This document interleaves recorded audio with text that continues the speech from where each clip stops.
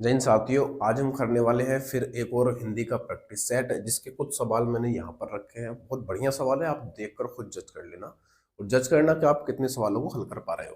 तो यहाँ पर क्या रहा है हमसे कि हिंदी की बोलियों को कितने वर्गों में रखा जाता है। तो हिंदी की जो बोलियां हैं वो 5 वर्गों में रखा जाता है, उनको ये आप अच्छे जानते हो। और इन वर्गों के अंदर भी कुछ बोलियां होती हैं, समझ रहे हो। जैसे अपने यहाँ पर 17 बोलियां हैं, है ना, एक चीज एक वर्ग में। और प्रमाणित रूप से संविधान के हिसाब से 22 बोलियां हैं जो अनुसूची 8 में है। ठीक है भाई, तो ऑप्शन नंबर सी इसका बिल्कुल सही आंसर हो जाएगा। आगे आ जाते हैं अगले सवाल पे। सवाल नंबर अगला देख लेते हैं। अगले सवाल में क्या कह रहा है देखना। अगले सवाल में कहा जा रहा है कि निम्नलिखित में से अंतस्थ व्यंजन कौन सा है। अंतस्थ व्यंजन कौन सा है, तो अंतस्थ व्यंजन होते हैं कितने, 4 हो जाते हैं। ये बात आप अच्छे जानते हो। जो अंतस्थ व्यंजन है उनकी संख्या 4 होती है, जो होते हैं ये, रे, ले और बे।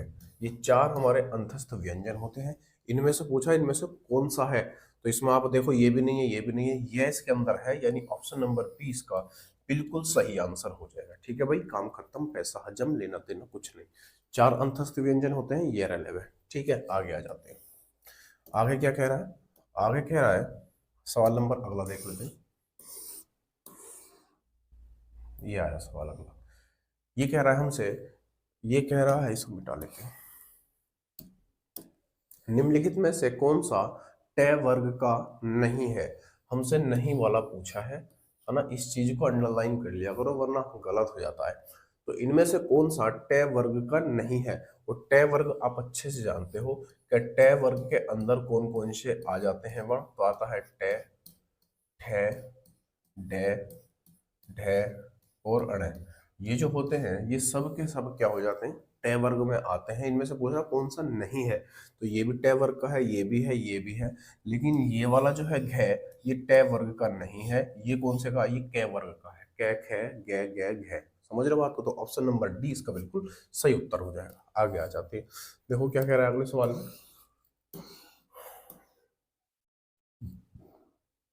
सवाल नंबर अगला ये आ चुका है। देखो इसमें कहा जा रहा है, इसे मिटा लेते हैं। निम्नलिखित में से कौन सा शब्द निशीथ का पर्यायवाची नहीं है। निशीथ का पर्यायवाची नहीं है, वो ये पूछना चाह रहा है। यानी पर्यायवाची नहीं है, इसमें का मतलब ये हुआ कि इनमें से 3 निशीथ के पर्यायवाची हैं, एक है जो इसका पर्यायवाची नहीं है। तो आप अच्छे से जानते हो निशीथ मतलब होता है रात। निशीथ किसको बोलते हैं, रात को बोलते हैं, रात्रि को बोलते हैं। हाँ, रात के पर्यायवाची क्या है, ये हो जाता है, रजनी हो जाती है, रजनी, रजनी हो जाता है। और तुम्हारा निशा भी हो जाता है, निशा भी हो जाता है। ये सब क्या है, चारों रात के पर्यायवाची है। लेकिन ये जो तम है, ये तम अंधेरे का पर्यायवाची है। किसका दोस्त, ये अंधेरे का पर्यायवाची होता है, अंधेरा। ये अंधेरे का पर्यायवाची हो जाता है। तो ऑप्शन नंबर सी इसका बिल्कुल राइट आंसर हो जाएगा। ठीक है भाई, आगे आ जाते हैं। आगे आ जाओ। ये आया सवाल नंबर अगला। ये देखो क्या कह रहा है, सूर्य का पर्यायवाची शब्द है। सूर्य का पर्यायवाची कौन सा है, ये पूछ रहा है। सूर्य का पर्यायवाची शब्द है। हो, अच्छा। तो सूर्य का पर्यायवाची कौन सा हो जाएगा भाई, सूर्य का पर्यायवाची हो जाएगा ऑप्शन नंबर सी इसका बिल्कुल सही आंसर हो जाएगा, मार्तंड। देखो भास्कर होता है सूर्य का पर्यायवाची, भास्वर नहीं होता। ये भास्वर है, तो ये भी नहीं होगा।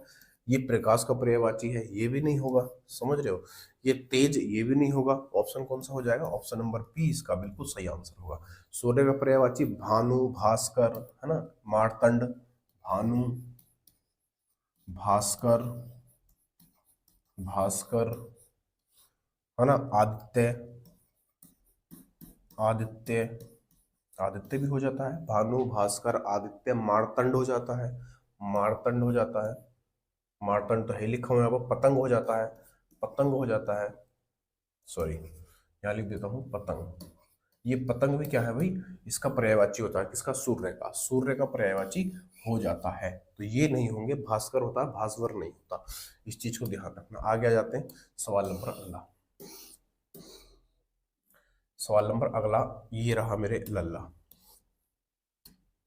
क्या कह रहा है? अनुपम का पर्यायवाची शब्द है। अनुपम का पर्यायवाची शब्द है। अनुपम का पर्यायवाची हमसे पूछ रहा है। अनुपम का मतलब होता है जिसके जैसा कोई दूसरा ना हो, है ना, एकदम विचित्र, अद्वितीय। अद्वितीय इसका ऑप्शन नंबर डी बिल्कुल सही आंसर हो जाएगा, अद्वितीय, है ना। विचित्र, अद्वितीय, असाधारण, ये सब किसके पर्यायवाची होते हैं? अनुपम के पर्यायवाची हो जाते हैं। ठीक है भाई, अद्वितीय मतलब विचित्र कह सकते हो, अद्वितीय मतलब जिसके जैसा कोई दूसरा ना हो। अद्वितीय का मतलब होता है विचित्र, विचित्र हो सकता है ना, और भी हो जाते हैं। ये नहीं होंगे, ये नहीं होंगे, ये नहीं होंगे। ठीक है भाई, ऑप्शन नंबर डी इसका बिल्कुल सही आंसर हो जाता है। आगे आ जाते हैं। क्या कह रहा है अगले में? सवाल नंबर ये रहा। ये कह रहा है कि प्रत्यक्ष का विलोम है। प्रत्यक्ष का विलोम, प्रत्यक्ष का अर्थ होता है सामने, है ना। प्रत्यक्ष का अर्थ होता है सामने, जो सामने हो, जो सामने हो। प्रत्यक्ष का अर्थ क्या होता है? जो सामने हो। और सामने को क्या बोलते हैं? सामने को बोल देते हैं परोक्ष। सामने को बोल देते हैं परोक्ष। क्या बोलते हैं? परोक्ष बोलते हैं। ऑप्शन नंबर ए इसका बिल्कुल सही आंसर हो जाएगा। ठीक है भाई, आगे आ जाते हैं। सवाल नंबर अगला क्या कह रहा है भाई? देखो इस सवाल में, इसमें कह रहा है कि तिलक लगाने में किस अन्य का, अन्य नहीं अन्न होगा, यहाँ पर अन्न का प्रयोग होता है। ये अन्न होगा, इसको काट के अन्न कर लो, अन्न। क्योंकि तिलक लगाने का अन्य का नहीं बल्कि अन्न, यानी कौन सा चावल ऐसा है जो तिलक आप देखा हो पूजा करने के बाद हम लोग तिलक लगाते हैं इस तरीके से, तो चावल लगाते हैं। हाँ, तो तिलक लगाने में किस अन्न का प्रयोग होता है? तो अन्न होता है, कौन सा हो जाता है भाई? अक्षत हो जाता है। मैंने आपको बताया था अक्षत होता है जिसका हम तिलक लगाते हैं। समझ रहे हो बात को? और इसका ये क्या होता है? ये सदैव बहुवचन होता है। ये सदैव, सदैव, सदैव बहुवचन होता है। बहुवचन सवाल पूछा जाता है निम्नलिखित में से सदैव बहुवचन कौन सा शब्द रहता है? तो सदैव बहुवचन रहता है अक्षत। और भी रहते हैं, जैसे प्राण रहता है, प्राण, प्राण रहता है, और हस्ताक्षर रहता है, और हस्ताक्षर रहता है। सॉरी, क्या हो गया? हस्ताक्षर रह जाता है, हस्ताक्षर रह जाता है, और दूसरा प्राण, दर्शन रह जाता है, दर्शन। दर्शन भी हमेशा बहुवचन रहता है। बहुत सवाल पूछे जाते हैं, है ना। दर्शन, आंसू रह जाता है, आंसू, आंसू बहुत फेमस सवाल है ये बहुत ज्यादा फेमस सवाल है। ये हमेशा, या बोल सकते हो सदैव क्या रहते हैं? बहुवचन रहते हैं। और तिलक लगाने के लिए जो यूज किया जाता है वो अक्षत का यूज किया जाता है, और ये भी क्या होता है? बहुवचन हो जाता है। ठीक है भाई, आगे आ जाते हैं। अगला क्या कह रहा है? सवाल अगला आ चुका है। सवाल के अंदर कहा जा रहा है, अरे जरा इधर आओ। अरे जरा इधर आओ, ये कौन सा वाक्य है? ये पूछ रहा है ये कौन सा वाक्य है? कौन सा वाक्य है? ये कौन सा वाक्य है? अरे इधर आओ, तो आपने देखा वो अरे, छी, है ना, ओह, ये जो शब्द होते हैं कौन कौन से? अरे, अरे, छी, आते नहीं, छी, अरे, छी, आह, इस तरीके से आह। ये जो शब्द होते हैं आह वाले, ये कैसे होते हैं? विस्मयादि बोधक होते हैं। कैसे होते हैं भैया? ये विस्मयादि बोधक हो जाते हैं। तो ऑप्शन नंबर सी इसका बिल्कुल सही आंसर हो जाएगा। ऑप्शन नंबर, देखो क्वेश्चन मार्क यहाँ पर लगाया तो इसका मतलब ये हो सकता है कि प्रश्नवाचक है, इसमें वो इसको पूछना चाह रहा है, इसको। समझ रहे हो बात को? तो विस्मयादि बोधक हो जाएगा। विस्मयादि बोधक में क्या क्या आता है? अरे, छी, आहा, है ना, इस तरीके के जो आश्चर्य वाले शब्द होते हैं वो विस्मयादि बोधक में आ जाते हैं। ठीक है भाई, आगे आ जाते हैं। क्या कह रहा है भाई आगे? देखो सवाल आ चुका। इसमें कह रहा है कि निम्नलिखित में से कौन सा स्त्रीलिंग है? कौन सा स्त्रीलिंग है? स्त्रीलिंग का मतलब क्या है? स्त्रीलिंग शब्द पूछना चाह रहा है कि इसमें से स्त्रीलिंग शब्द कौन सा हो जाता है। तो स्त्रीलिंग के लिए मैंने आपको कल बताया था कि आप क्रिया से पहचान सकते हो, सर्वनाम से पहचान सकते हो उसको, है ना। आराम से पहचान लो। कैसे पहचान? जैसे मित्र, क्रिया से अगर हम पहचान तो मित्र होता है या होती है? मित्र होती है, गलत हो जाएगा, मित्र होता है, तो ये तो पुल्लिंग हो गया। यहाँ पर देखो सूचना होता है या होती है, तो आपको कोई सूचना होती है तो होती है, तो यही आंसर हो जाएगा हमारा, फिर option number B is the right answer. ठीक है भाई, यहाँ पर देखो उपहार होता है या होती है, तो आपको वो होता है, उपहार तो होता है ना, होती थोड़ी है कि भाई उपहार होती है, नहीं, उपहार दी है, उपहार दिया जाता है। जैसे अध्याय होता है या होता है, अध्याय होता है या होती है, तो आपको होगा अध्याय तो होता है, तो ये भी पुल्लिंग है, पूछा स्त्रीलिंग, ऑप्शन नंबर 20 का बिल्कुल सही आंसर हो जाएगा। ठीक है भाई, आगे आ जाते हैं, क्या कह रहा है आगे, ये रहा सवाल, इसमें कहा जा रहा है कि अंगीठी का तत्सम शब्द है, अंगीठी का तत्सम पूछा है, तो मैंने आपको बताया था तत्सम जो होता है वो संस्कृत वाला शब्द होता है, संस्कृत, संस्कृत वाला शब्द हो जाता है तत्सम। और तद्भव जो होता है, तद्भव यहाँ लिख देते हैं, ये तो संस्कृत वाला हो गया, लेकिन तद्भव यहाँ पर लिख देता हूँ, तद्भव, ये तद्भव जो होता है, तद्भव, ये हमारा हिंदी वाला शब्द हो जाता है। कौन सा, ये हिंदी वाला शब्द हो जाता है। ऐसे शब्द जो हिंदी में प्रयोग किए जाते हैं, जो आम बोलचाल की भाषा में प्रयोग किए जाते हैं, वो तद्भव होते हैं।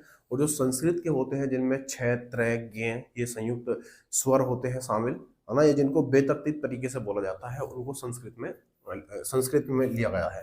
जैसे यहाँ पर अंगीठी है, तो अंगीठी का क्या पूछ रहा है हमसे, अंगीठी का तत्सम पूछ रहा है, तो अंगीठी तो तद्भव शब्द है, आम बोलचाल में बोलेगा अंगीठी लाओ कि हम तापेंगे, वो तापने वाली जो होती है अंगीठी।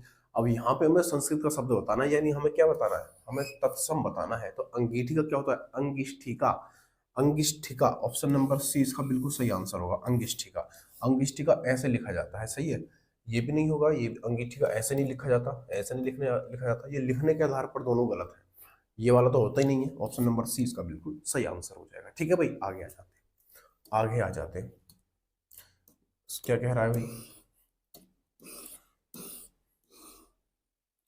सवाल अगला ये रहा, देखो सवाल नंबर अगला ये रहा मेरे लल्ला, क्या कह रहा है भाई, निम्नलिखित में से कौन सा तद्भव शब्द है, तत्भव पूछा है, तत्भव मतलब क्या, तत्भव मतलब क्या, हिंदी का हिंदी वाला शब्द पूछा है, हिंदी वाला शब्द पूछा है। मैंने अभी आपको बताया था कि तद्भव जो होता है वो हिंदी वाला शब्द होता है, और तत्सम जो होता है वो संस्कृत वाला शब्द होता है। ठीक है भाई, तो बताओ कौन सा होगा इसमें तत्भव, ये दिनकर है, ये दिवाकर है, ये प्रभाकर है, और ये सूरज है। देखो दिनकर, दिनकर, दिवाकर और प्रभाकर ये सूर्य के पर्यायवाची हैं, लेकिन ये चार तीनों जो हैं कैसे हैं, आप कहोगे ये तीनों के तीनों तत्सम है। और हमसे क्या पूछा है, तत्भव पूछा है, तो तत्भव कौन सा हो जाता है, सूरज, सूरज, समझ रहे हो, या सूरज होता है, और सूर्य जो होता है, सूर्य, एक सूर्य होता है, सूर्य, सॉरी, एक हो जाता है सूर्य, यहां लिख देता हूं मैं, सूर्य। अब ये सूर्य भी क्या है पता है, ये सूर्य भी तत्सम शब्द हो जाता है, तो ये चारों तत्सम शब्द हैं, और सूरज जो है ये तत्भव शब्द है, यानी ये हिंदी में लिया गया शब्द माना जाता है। ठीक है भाई, ऑप्शन नंबर डी इसका बिल्कुल सही आंसर हो जाएगा। आगे आ जाते हैं, क्या कह रहा है, सवाल में कहा जा रहा है हमसे कि जिसके हृदय में ममता नहीं है, जिसके हृदय में ममता नहीं है, नहीं पूछा है हमसे कि नहीं है उसे क्या कहते हैं, यानी अनेक शब्दों के लिए एक शब्द, ये जो सवाल है अनेक शब्दों के लिए एक शब्द जो होता है वो सवाल है, कि जिसके हृदय में ममता नहीं है तो उसको क्या बोलते हैं भैया, ममता नहीं है, क्या उसको मर्माहत बोलेंगे, क्रूर, निर्दय, ये निर्दय मतलब है ना, ये आंसर नहीं है, आंसर होगा option number C, option number C हो जाएगा, निर्मम, जिसके हृदय में ममता नहीं है उसे निर्मम बोलेंगे, निर्दयी नहीं बोलेंगे। ठीक है भाई, आगे आ जाते हैं, ऑप्शन नंबर डी इसका बिल्कुल सही आंसर हो जाएगा। आगे आ जाते हैं, क्या कह रहा है, अच्छा सवाल है, इसको देखो जरा, ये कह रहा है हमसे कि अनेक युगों से चले आने वाले, इस वाक्य के लिए एक शब्द है, अनेक युगों से चले आने वाले, अनेक युगों से चले आने वाले के लिए एक शब्द बताना है। जो अनेक युगों से चला आ रहा है उसे एक शब्द में प्रयोग करना हो तो कैसे करेंगे, तो आप कहो जो अनेक युगों से चला आ रहा है उससे बोलते हैं हम सनातन, क्या बोलते हैं भाई, उसको बोलते हैं सनातन। सनातन का अर्थ भी प्राचीन ही होता है, वैसे धर्म भी है सनातन, हिंदू धर्म को भी बोलते हैं सनातन धर्म, लेकिन प्राचीन इसका आंसर नहीं होगा, आंसर कौन सा हो जाएगा, ऑप्शन नंबर डी, सनातन इसका बिल्कुल सही आंसर हो जाएगा। आगे आ जाते हैं, खत्म, ठीक है, तो आज के लिए भाई इतना ही रखते हैं, बाकी बातें करेंगे कल। ठीक है भाई, बाकी बातें करेंगे करूँ। वीडियो का सिर्फ ये ट्रेलर में आपके लिए ले लेके आया था कि सवाल किस तरीके से बनते हैं और कितने अच्छे तरीके से हम आंसर दे सकते हैं। सिर्फ हमें एक दो बार उन सवालों का पता होना चाहिए। ठीक है भाई, तो बहुत सारी चीज़ें मैं आपको यहाँ पर सिखा दूंगा। तो अगली वीडियो में फिर मिलेंगे, तब तक के लिए जय हिंद जय भारत। वीडियो अच्छा लगा हो तो कमेंट करके जरूर बताना, लाइक शेयर सब्सक्राइब भी कर लेना।